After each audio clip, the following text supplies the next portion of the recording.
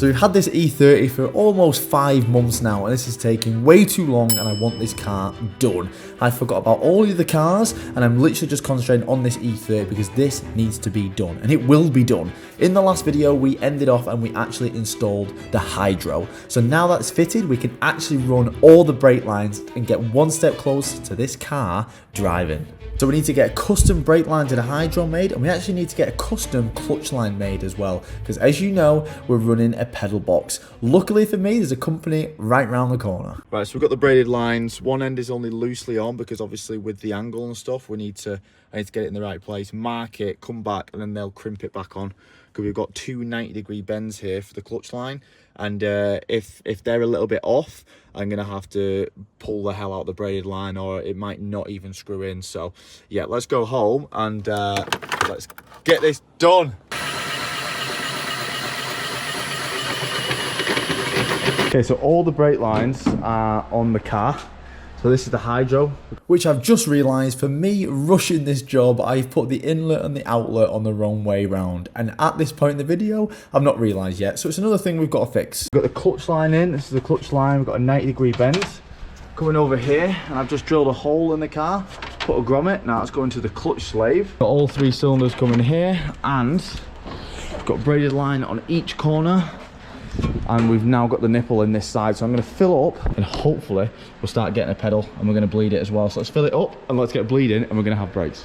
So we got brake pressure at all 3 corners, but this one, the nipple snapped annoyingly. Now I've got spare nipples over here because I ordered 4. So the only thing is I just got to get that one out. So I did buy some reverse drill bits not so long ago. I'm just trying to find them, and hopefully I can get the rest of that nipple out without having to buy a new caliper. But we got brake pressure there, right? Yeah.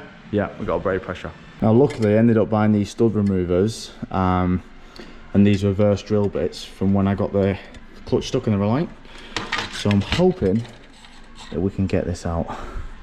Pray, pray, pray, pray, pray. So we've got this caliper here. The nipple is ruined. I've tried stud removers, tried whacking in Torx bits, tried absolutely everything, and it's just ruining it. It's just literally ruining it to the point where it doesn't even look like a bloody piece of metal anymore.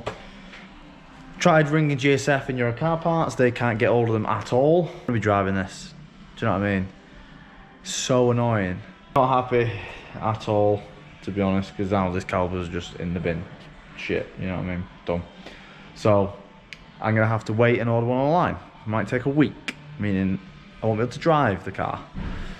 Well, I will, but I just won't be able to bleed up all the brakes. So frustrating. Okay, so with the caliper, we need a new caliper. We've gone back to Abbey Hose, and we're doing the power steering lines. So just rang all the Evans and just made sure that the high pressure and the low pressure are the right way around. We've got a high pressure line here. This is some serious shit, look at this. So this is the high pressure hose which we're going to be using for our power steering feed.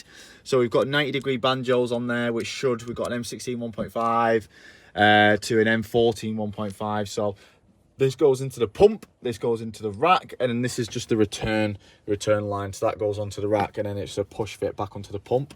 So we've got both our lines there. They're not fully crimped. We need to go and make sure that they bolt on and everything, because this one needs to be the right angle before it's crimped. So we're gonna have to mark it. So look at this. This hose looks sick. Look at that. That's gonna be cool, right, running through the car. So yeah, let's go back, put these on.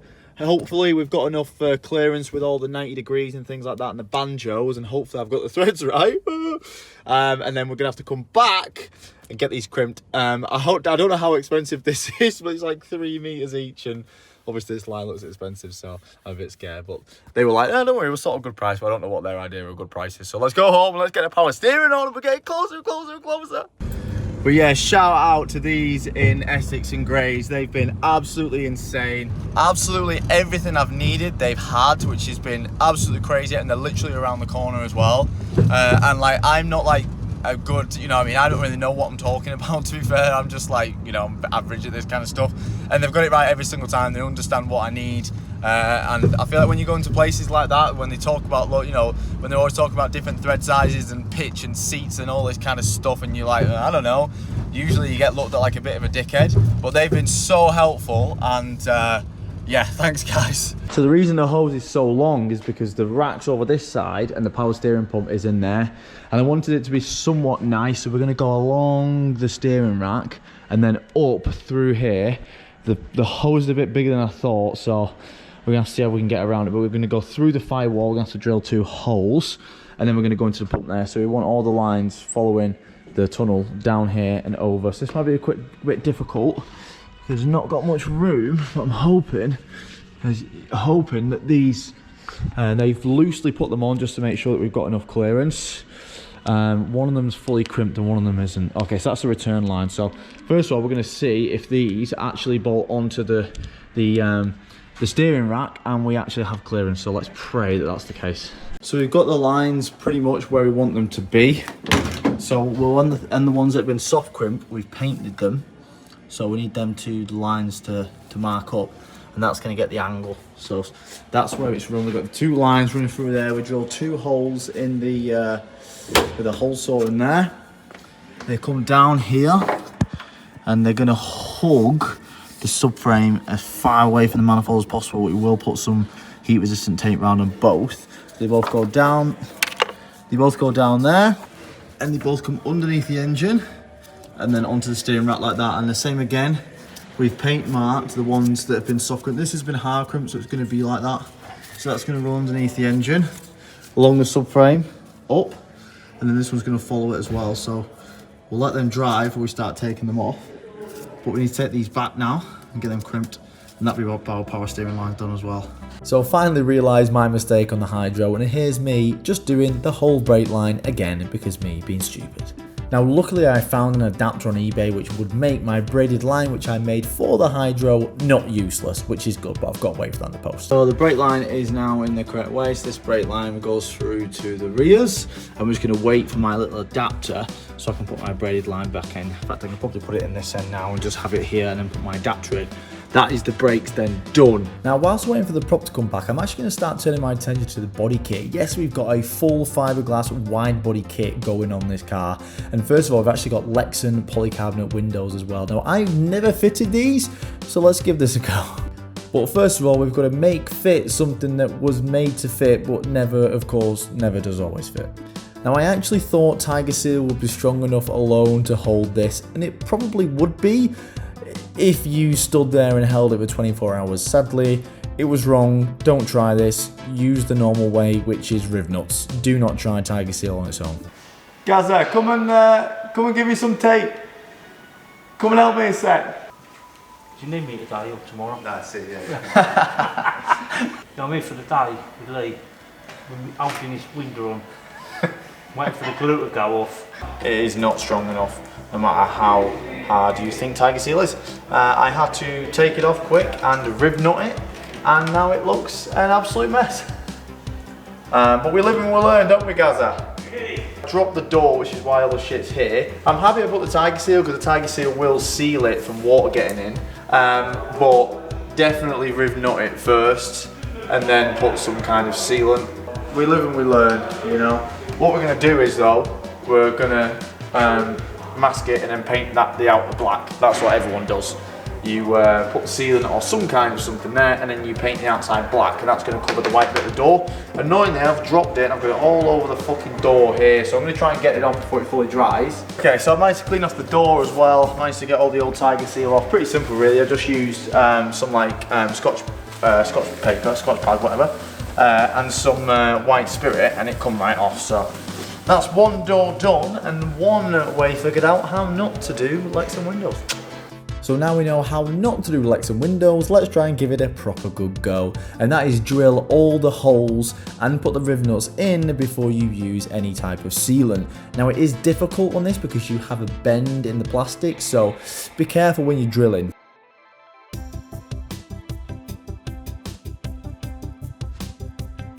Now I did still use a layer of Tiger Seal because I don't want any water running in, but instead of doing it all the way around, I've just done it at the top and the sides. Now this is the most satisfying thing in the world, but we actually ran out of riv nuts, so I can't do the other side. So let's move on to another job. So the next job is to mount the radiator. Now it's only going to fit underneath the crash bar like this, so I'm going to have to sit the radiator a little bit further forward. So I'm actually going to bolt the radiator into the bottom, and on the top we're just going to make some brackets for it to sit in. So we've got a bit of metal, we've bent it so we can actually weld it to the crash bar. We've drilled a hole for the dowel to sit in, and we're just going to put a rubber grommet so it doesn't eat through the metal.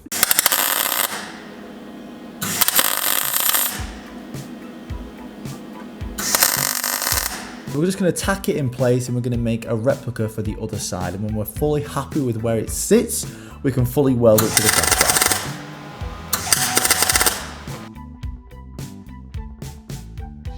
So the next thing we've got to do is make a bracket for the bottom. So there's a hole there, so what we can do is we can use a bracket like this, and we can actually put a riv nut in this, and that means we can actually be bolted from the bottom. So I've just made this little bracket, and that's going to slide in here like this, and we can weld the top to here, put a riv nut in here, and bolt it through the bottom. And that's exactly what I did. So I made almost like a U-shaped bracket like this. We've put a riv nut through the bottom, and then we're going to weld it to the bottom of the crash bar, so to say. Now this is where it takes long, because you've got to put all the radiator on, make sure it's bolted, tack it in place, make sure you get the radiator out the way, weld it together, and then do the same for the other side. So fabbing things up like this does take a while. All alone was a dream. Right, and that's our radiator brackets done. So we obviously need to paint these, so we're going to run over and get some of this colour again. So to paint these, doesn't really matter what colour these go down here, because as I say, you're never going to see them. The radiator brackets are fully on now, so we've got 2 bolts down there. It's going to bolt to the bottom, and we're going to slide in with some grommets at the top, and that's going to be absolutely solid. So let's move on to the next job, because I need to get this car done. I'm sick of waiting around, so let's just smash it. And I'm actually happy with those radiator brackets. They look really good, and they're strong as shit, so I'm happy with them. Right, what's next? What's next? Come on. Right, what's next? Cover welds underneath, wide field pump position, weld the cage. They're all last minute ones. Weld and make radiator brackets, they are done. Right, what's next? What else? Throttle cable, so we need to make that. We need to make that brake line, which I fucked up. We need to do the diff oil. And we need to do the alternator bracket. Ollie Evans is meant to be sending me an alternator, and he still hasn't yet. Or if you're watching this, send me my fucking alternator, bro. So in the meantime, I'm going to make the alternator bracket, because I feel like the car might be able to drive before my alternator bracket comes. And then wait still for prop. My prop shaft has been at the prop shaft place for 3 weeks now, but I think for the time being, let's do the throttle cable and let's get that ready. Okay, we can't do the throttle cable because I thought that we had a cable stop end here, but I don't, so I've had to order a few of them off eBay, and basically that crimps on or bolts onto the end of this cable so you can put it in the actual throttle of the car, but we don't have them, so for now there's no point doing that, so let's move on to another job. So I actually topped up the diff oil. I didn't film it because it's just topping up diff oil, but we've topped up the diff oil. Let's get back to these bloody legs and windows. Oh my god, this is going to be the death of me. So the Lexan windows are all on. I'm happy with how this side have gone. All we need to do is just obviously mask a line and paint. Obviously we want this sealant, and everyone just puts something there. Some people use double-sided tape. I've just used Tiger Seal. So we just need to put the layer of masking tape and paint a nice black line around the outside. We have got the back one to do as well. It's going to be massive, and we are going to do the back one. But I'm not going to prioritise that because you don't necessarily need a back one to drift, I don't think. Mainly, obviously, the side windows and the front ones are going to be the main thing. But I want this car driving, so I'm probably going to have the roof on the back before we do the plastic one, because don't forget we have got a Kevlar roof to go on as well, and we've got a full body kit which we are going to put on, but priority is getting it driving. Now speaking about getting it driving, I rang the prop shaft company, they finally answered the phone, and I said, look, I'm coming down at 4 to 5, I got promised it was last Friday, I got promised it today, I'm coming down today between 4 and 5, and he said, okay, I'll put it to the top list, I'll get it done. So we're actually going to set off to and get the prop shaft now. It's about an hour and a half, probably a little bit longer. It's near Heathrow Airport, so we're going to get the prop shaft, and once the prop shaft is literally on the car, we can drive this thing, and I'm super excited. So in the next episode, we're going to be driving the E30, unless something miraculously goes wrong. I hope it doesn't, touch wood.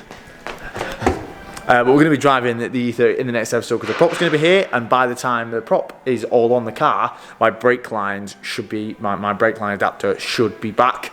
Right now I have front brakes, so I can just disconnect the cylinder, go into the rear and just still drive it. But obviously I want to do a burnout, I'm not going to lie. I want to do a nice little, a big celebratory donut outside, so we want to use the hydro. I have also painted the rear arms. A lot of people said, oh, why have you not painted the arms? You put them in the car like that. I was always going to paint them. I was just rushing, you know what I mean? So we've cleaned up the rear arms and we've painted the rear arms as well. All the coilovers are on. Everything is literally going good. Looking at my board, Ollie says he's going to send me an alternator, an upgraded alternator with a bracket. So we don't need to mess around with that. Brake line, prop shaft. Let's go get it. Now you are talking, well, you know, you're listening to a guy who has a prop shaft in his boot, and I'm hoping it's right. So in the next episode, hopefully, I swear, please, in the next episode, hopefully, you will see us driving the E30 for the first time. So I love you all, and we'll see you in the next one.